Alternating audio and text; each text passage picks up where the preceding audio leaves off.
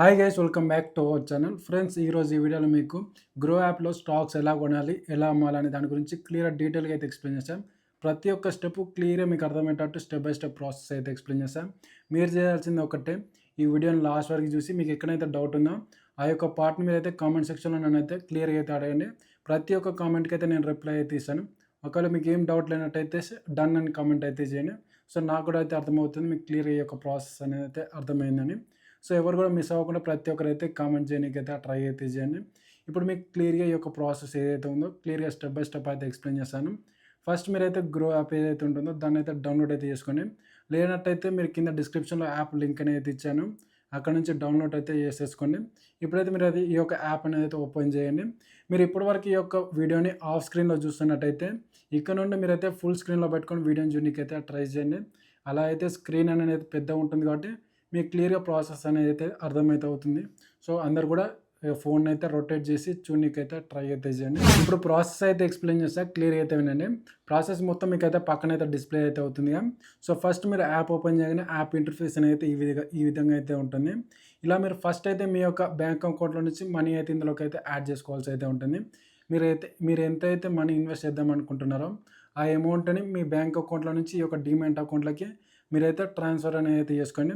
మీకు మీద ఇక్కడ మీ యొక్క ప్రొఫైల్ అయితే కనిపిస్తుంది, దాన్ని అయితే క్లిక్ అయితే చేయండి. క్లిక్ చేసిన తర్వాత మీకైతే ఇలాంటి ఇంటర్ఫేస్ అనేది అయితే వస్తుంది. ఫస్ట్ ఇక్కడ మీకైతే యాడ్ మనీ అయితే ఇక్కడ కనిపిస్తుంది, దాన్ని అయితే క్లిక్ అయితే చేయండి. దాని తర్వాత మీరు ఎంత మనీ అయితే యాడ్ చేద్దాం అనుకుంటున్నారో ఆ యొక్క అమౌంట్ అయితే ఎంటర్ అయితే చేయండి.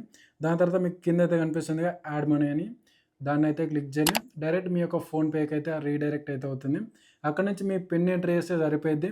మీ యొక్క బ్యాంక్ అకౌంట్లో నుంచి ఈ యొక్క డీమ్యాట్ అకౌంట్లోకి మనీ అనేది అయితే ట్రాన్స్ఫర్ అయితే అయిపోతుంది. ఈ యొక్క ట్రాన్స్ఫర్ ప్రాసెస్లో మీరైతే ఒకటి గుర్తుపెట్టుకోవాల్సి అయితే ఉంటుంది.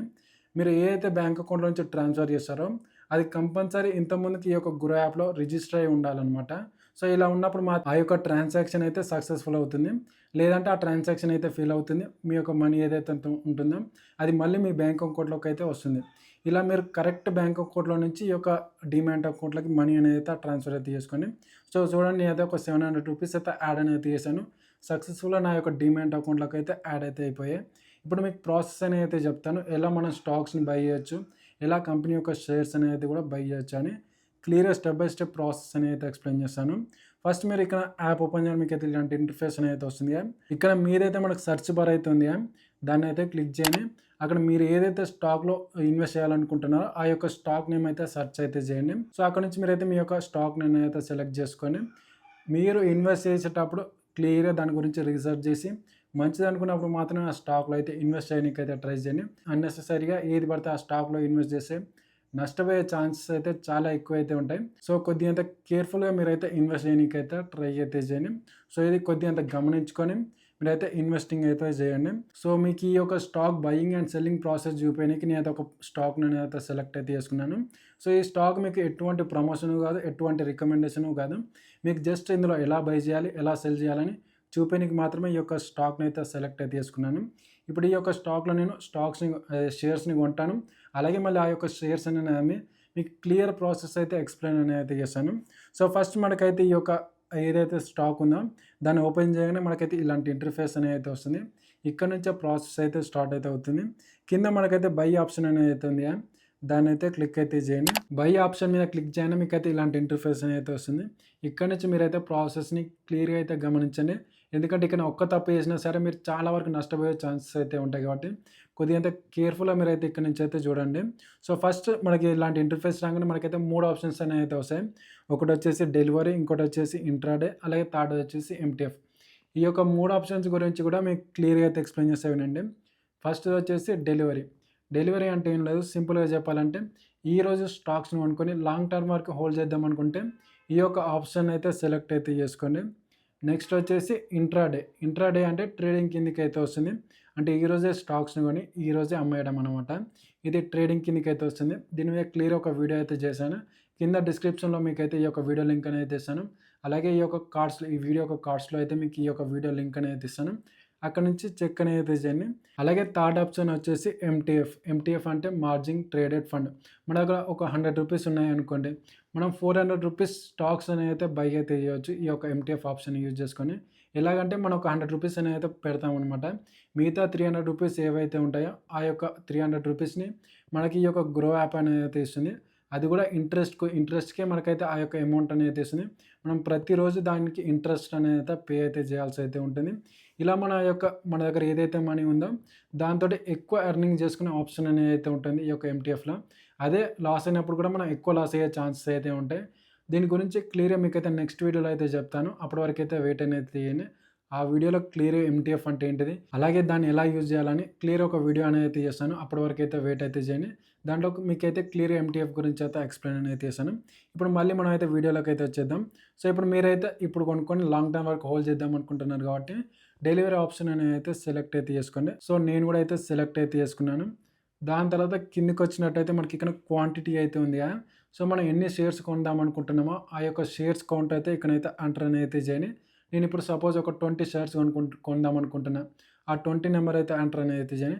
ఒకవేళ 40 కొందాం అనుకుంటే 40 నెంబర్ అయితే ఎంటర్ అనేది చేయండి. ఇలా మీరు ఎన్నైతే స్టాక్స్ ఉంటారో ఆ యొక్క నెంబర్ అయితే ఎంటర్ అనేది చేయండి. నెక్స్ట్ ఇక్కడ మనకు క్వాంటిటీ పక్కన ఎన్ఎస్సి అని ఉంది, బిఎస్సి అని అయితే ఉంది. అది స్టాక్ ఎక్స్చేంజ్ అనమాట.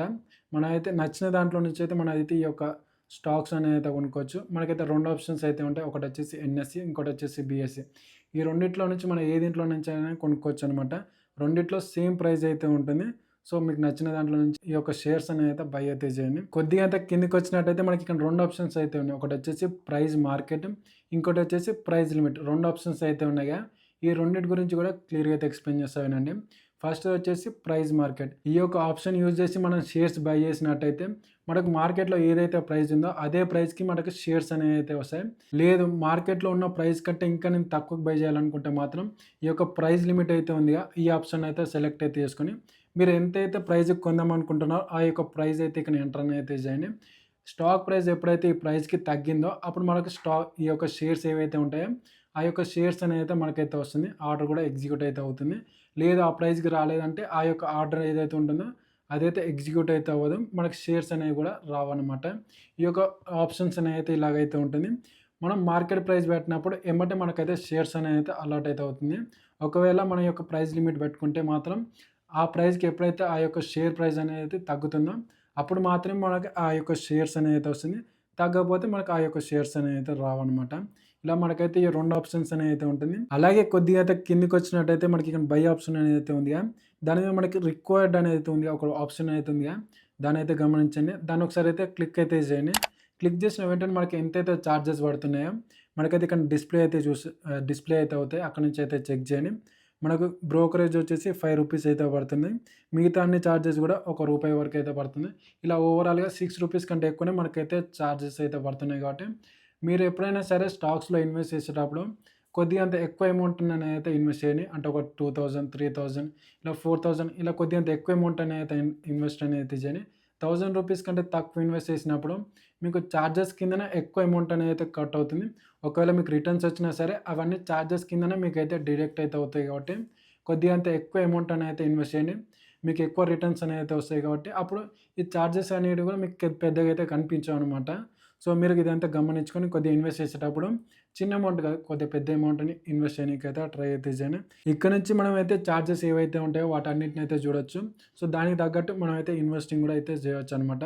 సో దాని తర్వాత మీరైతే బ్యాక్ వచ్చేసినట్టయితే ఇక్కడ నేను ఏవైతే కొందాం అనుకుంటున్నానో అవన్నీ అయితే డిస్‌ప్లే చేస్తా చెక్ చేయండి. సో నేను క్వాంటిటీ వచ్చేసి 3 షేర్స్ అనేది అయితే పెట్టుకున్నాను. అది మార్కెట్ ప్రైస్ ఉగ్గతం కాదు. మార్కెట్ లిమిట్ ఆప్షన్ అయితే పెట్టాను. దాని తర్వాత ఇప్పుడు మార్కెట్‌లో ప్రైస్ ఎంతుంది?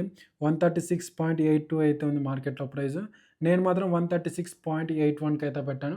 స్లైట్‌గా కొద్దిగా అయితే తక్కువకైతే పెట్టాననమాట. దాని తర్వాత ఇక్కడ మనకు బై ఆప్షన్ అయితే ఉందిగా బై 3 అని. దాన్ని క్లిక్ చేసిన వెంటనే ఆర్డర్ అయితే ప్లేస్ అయితే అవుతుంది. సో నేను అయితే క్లిక్ అయితే చేస్తున్నాను.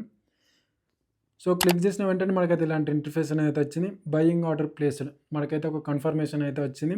ఎప్పుడైతే మనం పెట్టిన ప్రైస్‌కి మనం 130 ఎంత పెట్టాం? 136.81కి అయితే పెట్టంగా ఎప్పుడైతే ఆ స్టాక్ ప్రైస్ 136.81కి వస్తుందో అప్పుడు మన ఆర్డర్ అనేది ప్లేస్ అయితే అవుతుంది. అంటే ఎగ్జిక్యూట్ అయితే అవుతుంది. మనకి షేర్స్ అనేవి అలాట్ అయితే అవుతాయి అన్నమాట.